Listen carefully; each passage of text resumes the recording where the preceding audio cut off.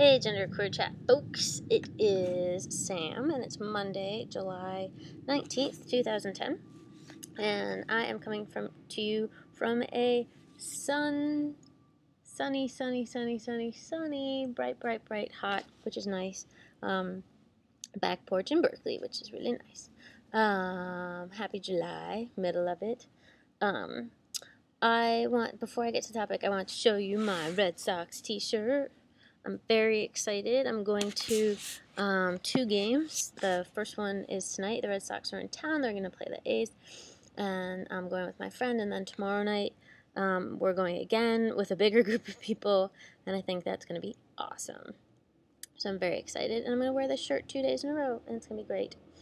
Also, I have red socks on. Maybe you can see them. No, you can't. Where's my foot? Can you see that? God, I see nothing. Here. There we go. Red socks. Red socks. Okay. So, this week's topic, we are answering another viewer question. So this one is from Scintillation, YouTube username Scintillation01. She says, is it harder being trans or genderqueer? I used to think being trans was one of the most difficult life challenges, but with the potential of full transition, a trans person has the chance to live unnoticed within the gender binary, albeit after expensive medical procedures and hormones. A genderqueer person may never undergo medical treatment but be perpetually stuck, fighting the binary from the middle. Do they ever become comfortable with this, or is it always a struggle? So that's a really interesting question for multiple reasons. First off, is a matter of language, I'd say. So in her question, she's distinguishing between trans and genderqueer being 2 different entities, which I understand to a certain degree, and I am, of course, able to answer the question in thinking about it in those ways. But I would also say that for me, for the last, I don't know, bunch of years, I've really been thinking about trans and genderqueer falling under the same spectrum. So trans being the umbrella, genderqueer being one of the many points under the umbrella. So I identify as trans and genderqueer. Sorry, there's like crap all over this. Okay. So I just wanted to address that first. And then I think it's interesting because I read the question and then I was like, okay, who do we have on the channel now? Sorry. Who do we have on the channel now, and how would that be represented? And it's really interesting, actually. The number of people... Weird, my computer's being really loud. The number of people we have on the channel who identify as genderqueer, of course, but also who have pursued medical transition. That's interesting, and I think it's part of the greater movement in general, the gender revolution movement, to really mold yourself, your body, your mind, into however you feel most comfortable, and label that however you choose to label it or not label it. So I think that's also an interesting thing to mention before answering the question, is that, of course, genderqueer people do transition too. Oh my god, I feel like I'm burning. I don't think you can see this, but it looks kind of red. And I've only been out here for like 4 minutes. Alright, so I think those are interesting and important things to mention before answering the question.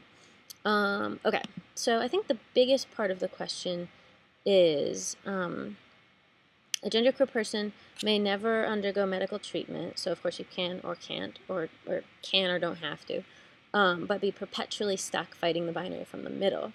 Does this become comfortable, or is it always a struggle? So, perpetually stuck fighting the binary from the middle? Yeah, big time.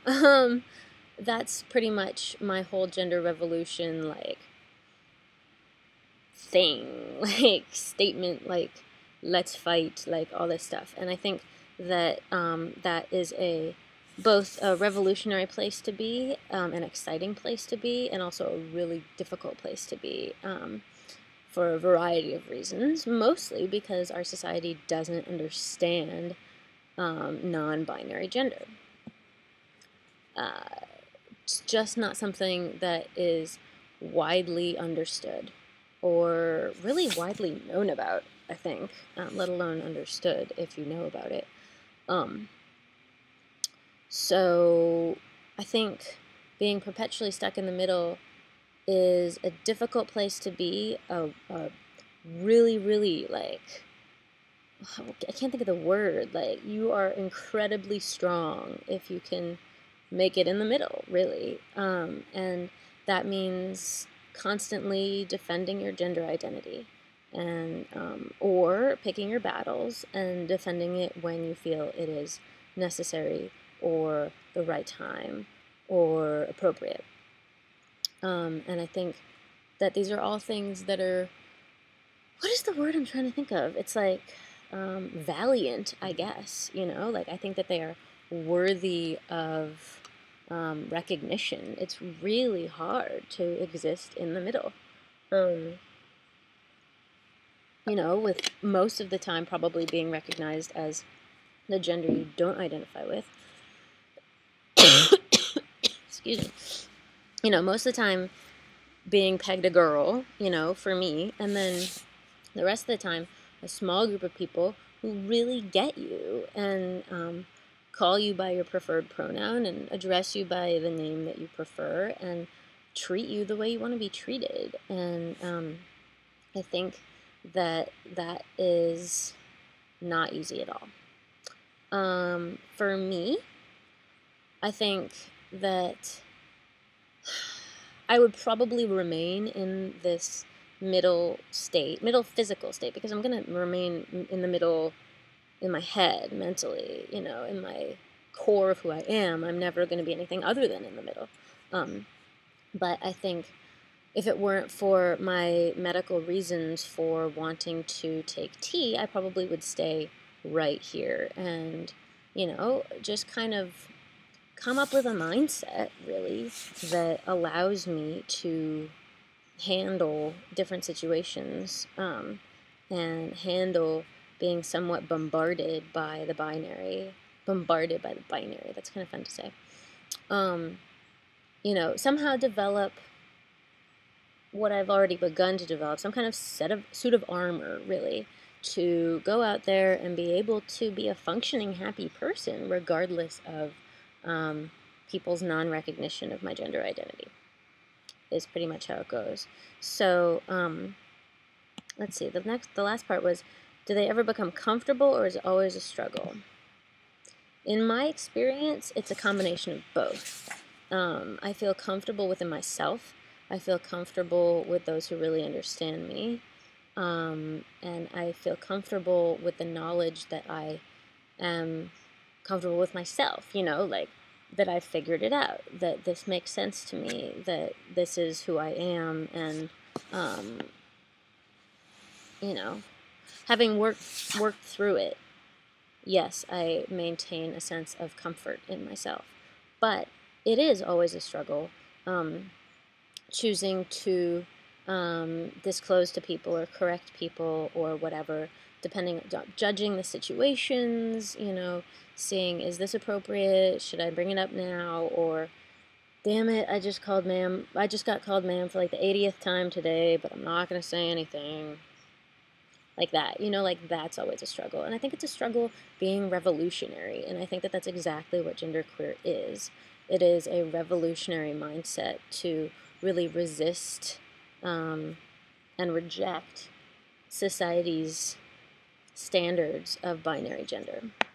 I think that being a revolutionary is a struggle, but a struggle certainly worth fighting and maintaining. And whether, you know, one pursues hormones or any type of transition to become more congruent in their bodies, or whether they don't at all and, you know, find comfort in their current state. I think that all of these are revolutionary things. Oh my God, I only have 5 seconds. Okay. Great topic. Thank you. Excited to hear what other people have to say.